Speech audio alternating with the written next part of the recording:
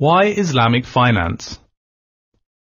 What do former President Obasanjo of Nigeria, Nick the UK homebuyer, and Faisal the American college student all have in common? They're all trying to pay off loans that seem to increase every single day. What started off with a seemingly small interest rate ballooned into something completely unattainable. We'll look at each of their examples a little later. First, let's answer the big question on everyone's mind. How is Islamic finance different from conventional finance? It looks the same. The result is often the same. What's the difference? Well, the best way to find out is with a simple real-world comparison.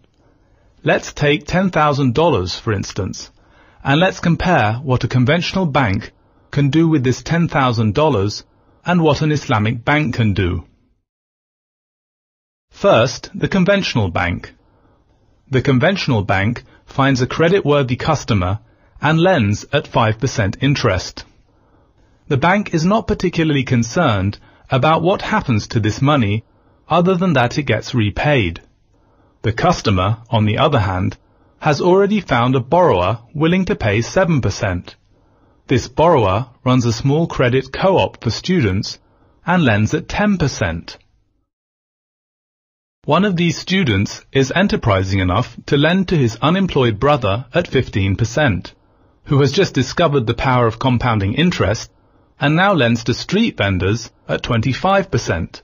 We could go on, but you get the idea. As we speak, there are poor people paying upwards of 40% per month. Now obviously we can't blame conventional banks for everything that happens after they've made the initial loan, but we can blame the power of compounded interest. Interest and the fact that you don't need actual cash to lend money means that the original $10,000 could keep passing hands until we pump out over $100,000 of artificial wealth. Artificial is right. How much actual cash is there? Only $10,000. With interest, we managed to turn $10,000 into much more. Now what happens if the street vendors go out of business? Or the unemployed brother doesn't find his job? Or the credit co-op goes bankrupt? That's right, loans don't get repaid. And if enough people can't repay their loans, lenders get into all sorts of trouble. This vicious cycle sets off a domino effect of defaults. And imagine that instead of a $10,000 personal loan, it's $1 million business loan, or a $1 billion World Bank loan. Compounding interest grows so fast that borrowers are often unable to repay. People, economies, and the environment pay the price as we grow more desperate to meet rising debts. So are we surprised when billions of dollars vanish into thin air? Let's take the example of the Islamic Bank. With this $10,000, the Islamic Bank only invests in actual assets and services. It might buy machinery, lease out a car, or invest in a small business. But throughout, the transaction is always tied to a real asset or service. And this is the central point. We can't simply compound assets and services like we can compound interest-based loans. An asset or service can only have one buyer and one seller at any given time. Interest, on the other hand, allows cash to circulate and grow into enormous sums. That's the difference between Islamic finance and conventional finance. The difference between buying and selling something real and borrowing and lending something fleeting.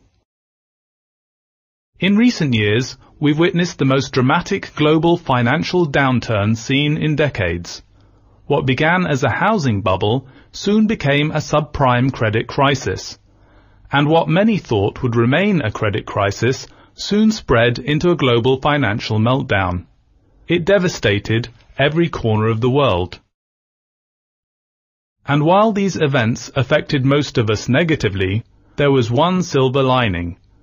People finally gave a serious look at alternative forms of finance, and many people stopped believing that interest could solve all problems. Understanding what caused these events serves as our starting point for understanding Islamic finance and how it differs from conventional finance. What conventional finance enables is the ability to sell money when there is no money, to sell assets before there are any underlying assets, and to allow debts to grow unchecked while borrowers become more desperate. Interest creates an artificial money supply that isn't backed by real assets. The result? Increased inflation, heightened volatility, richer rich, and poorer poor. Let's look at 3 practical examples that show just how Islamic finance is different from and better than conventional finance. And while Islamic finance parts ways with conventional finance on more than just being interest-free, we'll focus on interest in this module. We'll look at 3 people in 3 very different real-world situations. The first is the former leader of a developing country, President Obasanjo of Nigeria. The second is Nick, a home buyer in the UK. And the third is Faisal, an American college student. We begin by quoting former President Obasanjo, who said these words after the G8 summit in Okinawa in 2000. All that we had borrowed up to 1985 or 1986 was around $5 billion, and we have paid about $16 billion, yet we are still being told that we owe about $28 billion. That $28 billion came about because of the injustice in the foreign creditors' interest rates.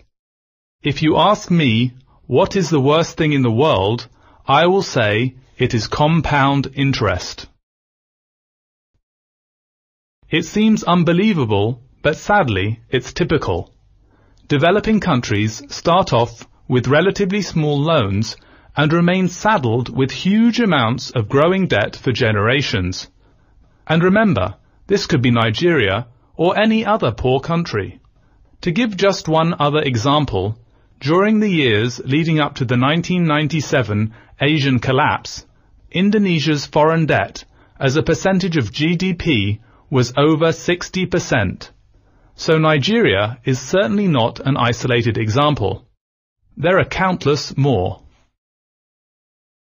How did borrowing just $5 billion end up in having to pay $44 billion in total? Let's open up a spreadsheet and find out. For the sake of simplicity, we'll just grow $5 billion into $44 billion between 1985 and 2000 and see what interest rate we get. It must have been a very high interest rate to get to $44 billion in such a short period of time.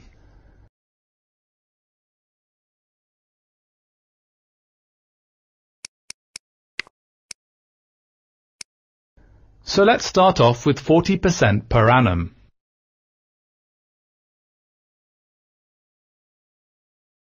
No, that's not right. Let's try 30%.